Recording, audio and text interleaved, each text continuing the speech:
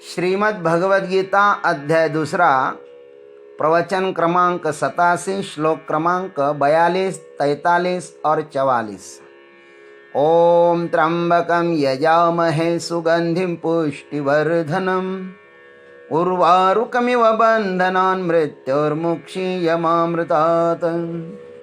समस्त जन कल्याणे निरतं करुणामयं नमामि चिन्मयं देवं सद्गुरुं ब्रह्मविद्वरं वसुदेवसुतं देवं कंसचानूरमर्दनं देवकी परमानंदं कृष्णं वंदे जगद्गुरुम्। ओम तत्सत्। भगवान श्री कृष्ण परमात्मा अर्जुन को निष्काम कर्मयोग और सकाम कर्म इन दो की चर्चा कर रहे हैं। अब भगवान व्यवसायी माने सकामी पुरुषों की बुद्धियां अनंत क्यों होती है, अब इसका वर्णन अग्रिम 3 श्लोकों में करते हैं। यामिमां पुष्पितां वाचं प्रवदन्त्य विपश्चितः वेदवादरतः पार्थ नान्यदस्तीति वादिनः कामात्मानः स्वर्गपरा जन्म कर्म फलप्रदां क्रिया विशेष बहुलां भोगैश्वर्य गतिं प्रति भोगैश्वर्य प्रसक्तानां तया परहुत चेतसां व्यवसायात्मिका बुद्धि समाधौ न विधीयते।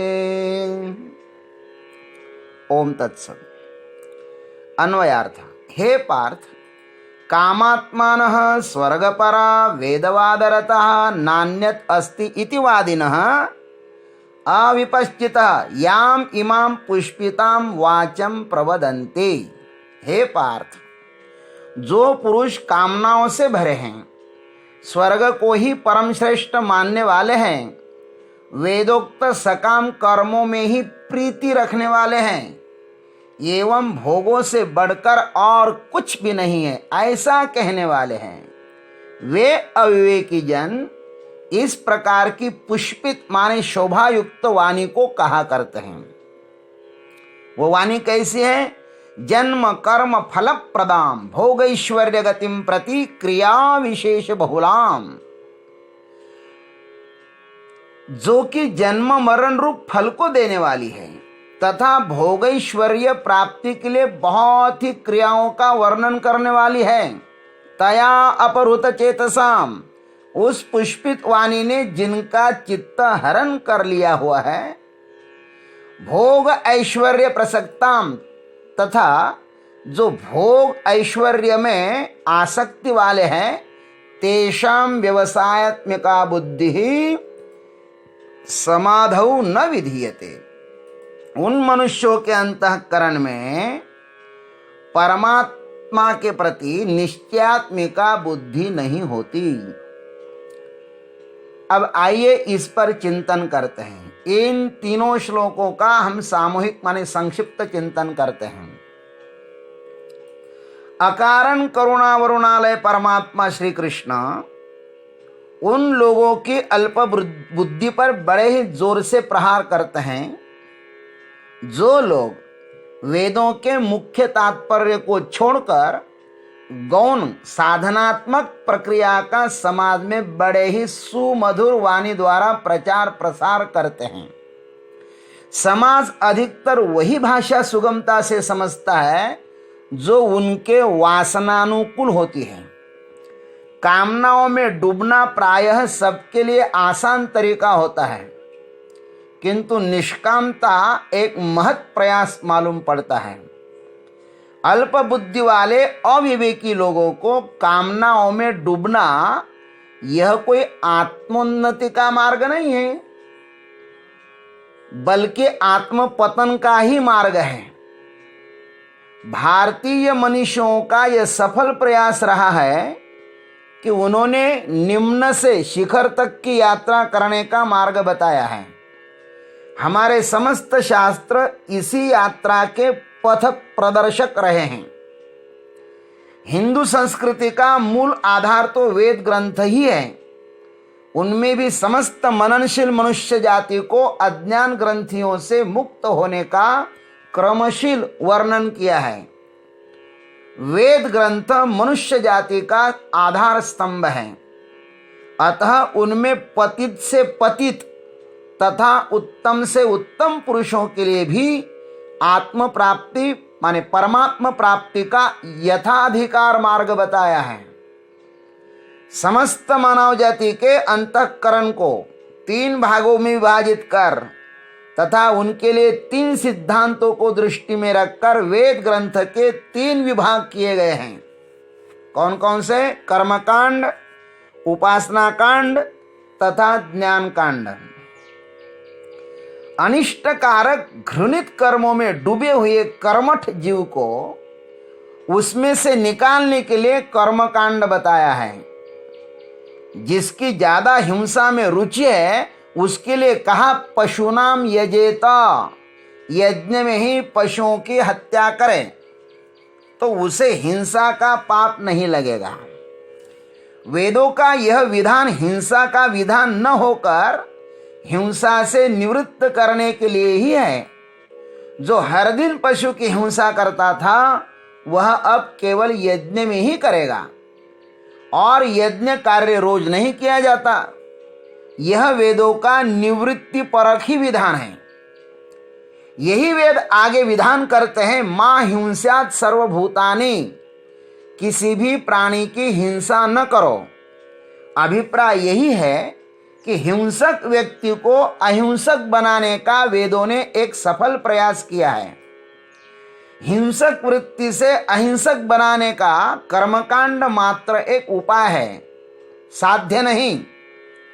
कर्मकांड के एक अंग को पकड़कर उसे ही सर्वश्रेष्ठ मानने वालों की यहां पर श्री कृष्ण भगवान ने निंदा की है। उपासना कांड का भी यही अभिप्राय है कि लोभ दिखाकर अलोभी बनाना। यहां पर देवताओं के लिए यज्ञ याग करने से, दान धर्म करने से अच्छे लोगों की अर्थात स्वर्ग की प्राप्ति होगी। स्वर्ग की प्राप्ति आदि ये जो लोक है इनका जो प्रलोभन दिखाया है, यह यदि प्रलोभन वेदों ने न दिया होता तो समाज रुग्ण कुरूप बन जाता। आज मंदिर, गुरुद्वार, तीर्थ क्षेत्र, अन्नदान, औषधदान आदि बड़े बड़े सत्रों का जो संचालन हो रहा है ना, वह इसी प्रलोभन के कारण है। स्वर्ग का वर्णन सुनकर उनको लगता है कि हम भी स्वर्ग जाएंगे। इस भावनाएं वे सत्कर्म में लग जाते हैं। स्वर्ग का वर्णन ज्ञानेश्वरी में इस प्रकार किया गया है, जेठ अमरत्व हेचि सिंहासन, ऐरावता सारखे वाहन, राजधानी भुवन अमरावती, जेठ महासिद्धीची भंडारे, अमृताची कोठारे, जिये गावे खिल्लारे कामधेनूची, गंधर्व गान गाणी, जेठरंभे ऐशिया नाचनी, उर्वशी मुख्य विलासिनी अंतौर्या। यह सुमधुर स्वर्ग का वर्णन सुनकर कौन स्वर्ग जाने की इच्छा नहीं करेगा भाई?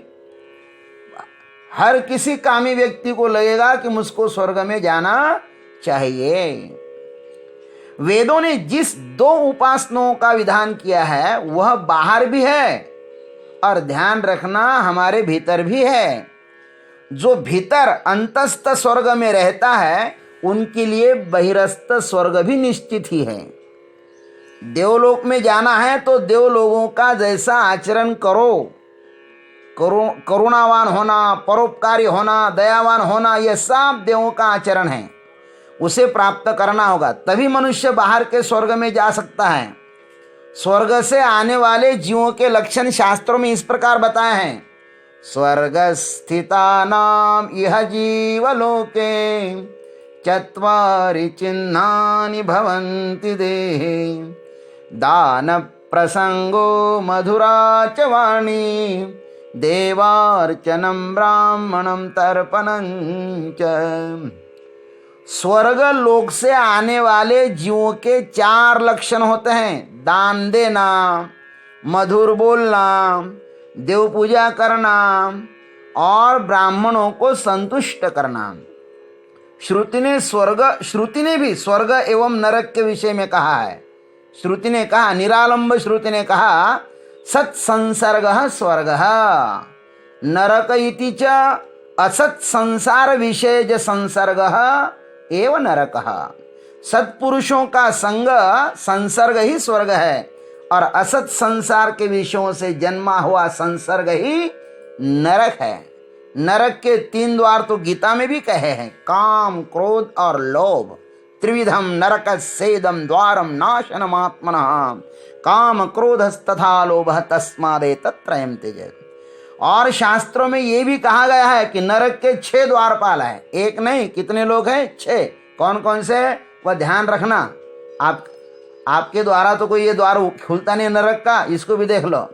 अत्यंत कोपः कटुका च वाणी परेषु मैत्री स्वजनेषु वैरम नीच प्रसंगः कुलहीन सेवा चिन्हानि देहे नरक स्थितानि। अत्यंत क्रोधी होना, हमेशा कटु बोलना, दूसरों के साथ तो मैत्री रखना और अपने स्वजन के साथ वैर रखना। अपने सास को तो दन के देना और दूसरों के सास को के गुणगान गाना। नीच प्रसंग, नीच लोगों के साथ में रहना, कुलहीन लोगों की सेवा करना, ये जिसके शरीर में है समझना चाहिए कि वो नरक से आए हुए हैं और नरक में जाने वाले हैं। भागवत में भी 28 प्रकार के नरक का वर्णन आया है। तामिश्र, अंधतामिश्र, रौरव, महारौरव, कुंभिपाक आदि आदि। इन सभी नरकों में जीव अपने अपने कर्मों का फल भोगता है। वहां होता है क्या? मारिति, झोड़िति, तोड़िति, निष्ठुर और यमाचे किंकर बहुसाल। खैर, वेदों का विधान है कि पुण्य से देवलोक मिलता है, अतः आजीवन पुण्य ही संपादन करना होगा। पुण्य का फल ही है स्वर्ग। यावत पुण्यम तावत स्वर्गम। पुण्य समाप्त होते ही पुनः मृत्यु लोक में आना पड़ेगा। यह आवागमन तब तक चलता रहेगा जब तक पुण्य पाप का संचय करने वाले के आत्म तत्व का बोध नहीं होता। आत्मबोध होते ही जन्म मरण निवृत्ति का उपाय है, इसलिए आत्मबोध प्राप्त करना चाहिए। ज्ञान कांड भी एक साधन ही है आत्म प्राप्ति का। ज्ञान के द्वारा आत्म तत्व का जब अनुभव हो जाता है तब ज्ञान भी उपाय ही सिद्ध हो जाता है। रसगुल्ले का ज्ञान और उसका अनुभव ये दोनों भिन्न भिन्न बातें हैं। ज्ञान ही जब अनुभव बने तो ज्ञान व्यर्थ हो जाता है। इन तीनों कांडों का अंतिम लक्ष्य है आत्म प्राप्ति। यही इस मनुष्य जन्म का लक्ष्य है। इस लक्ष्य का तिरस्कार करके मात्र वेदों का अर्थ अन्यान्य भोग परक बनाना, यह एक वेदों के साथ अन्याय ही है अथवा बहुत बड़ा छल है। अतः भगवान यहाँ रुष्ट होकर इन 3 श्लोकों में उन अज्ञानियों की मुक्त कंठ से निंदा करते हैं। वेदों के अमृत प्रदान सिद्धांतों को जो लोग मात्र भोग प्रदायक ही मानते हैं, उनकी बुद्धि का, विवेक का मानो अपहरण ही हुआ है। कर्म और उपासना से कामना को हटाओ। कर्म और उपासना में से अपने कामनाओं को बाहर निकाल दें तो निष्काम कर्मयोग ही बचेगा। कामना रखकर किया गया कर्म अंततः कामनाओं को ही तो प्राप्त होगा ना। कामना प्राप्त भी हो जाए तो उसमें शिवाय अशांति दुख के अतिरिक्त क्या होगा। कर्म जब तक निष्काम नहीं होगा तब तक वह भवचक्र चलता ही रहेगा। यज्ञ कर्म करते हो तो स्वर्ग काम के लिए मत करो। यज्ञ में स्थित यज्ञ भोक्ता है, उसे समर्पित करो। यज्ञ भोक्ता को यज्ञ कर्म समर्पित करने से आत्म तृप्ति, आत्म संतुष्टि मिलेगी। और स्वर्ग के लिए करोगे तो इंद्रिय रमण मात्र होगा, तृप्ति नहीं, फिर से संसार चक्र शुरू होगा। यज्ञ कर्म के द्वारा संसार निवृत्ति का एक अवसर मिला था, उसे क्षुद्र क्षणिक कामनाओं के कारण तिरस्कृत कर दिया। ज्ञानेश्वर महाराज इस पर कहते हैं, जैसे कर्पूर का ढेर करें और फिर उसे अग्नि लगा दें, अथवा बड़े ही प्रयास से मिष्टान्न बनाएं और फिर उसमें कालकूट जहर मिलाए, अथवा दैव से प्राप्त अमृत कुंभ को लात मार के उसे उल्टा किया जाए, ठीक वैसे ही कर्म के द्वारा अलभ्य लाभ हो सकता था, किंतु क्षुद्र भविष्य की स्वर्ग की कामनाओं के कारण उस कर्म को व्यर्थ गंवा दिया। कर्म को निष्काम बनाकर कर्म बंधन को नष्ट किया जा सकता है।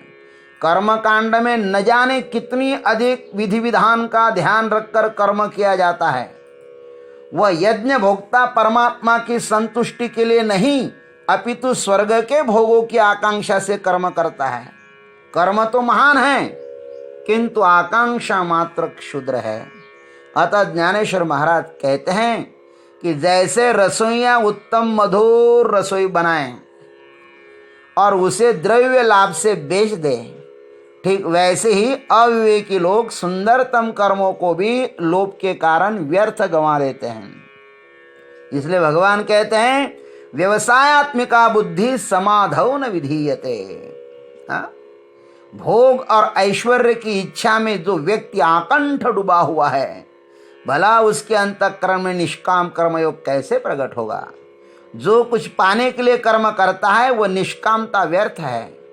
संसार की आसक्तियां ही मनुष्य को उस परम लाभ परमात्मा प्राप्ति से वंचित रखती है।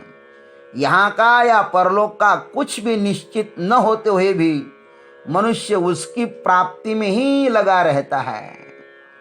वेदों में जो प्रलोभन दिया है वह संप्राप्त जीवन को स्वर्ग बनाने के लिए ही दिया है। जैसे मिठाई खाने से जिस बालक को मिठाई जन्य रोग हुआ हो और डॉक्टर ने उसे कड़वी दवा दी हो, तो बालक उस दवा को नहीं खाएगा। तब हितैषिणी माँ उस बालक को पुनः मिठाई का प्रलोभन दिलाकर उस बालक को औषध पिलाएगी और वह रोग निवृत्त होगा। ठीक वैसे ही वेद माता ने स्वर्गाधिक प्रलोभन दिखाया है। शनि शनि वह स्वर्गादि की इच्छा भी समाप्त होकर मनुष्य मात्र ईश्वरार्पण भावना से कर्म करें, फलाकांक्षाओं से रहित होकर वह कर्म करें। करना है इसलिए करें, जैसे नदी अपने आनंद के लिए बहती है, फूल अपने आनंद के लिए ही खिलते हैं, वृक्ष अपने आनंद के लिए ही फूल फल देता है, तभी निश्चयात्मिका बुद्धि अंतकरण में स्थित होगी। भगवान ने कर्मकांड और उपासना कांड का ही वर्णन करने वाली वाणी को पुष्पित शोभायुक्त वाणी कहा है। इस पुष्पित वाणी का तात्पर्य यह है कि इसमें केवल फूल ही फूल है, फल नहीं होते। फल होगा भी तो जन्म मरण रूप ही होगा।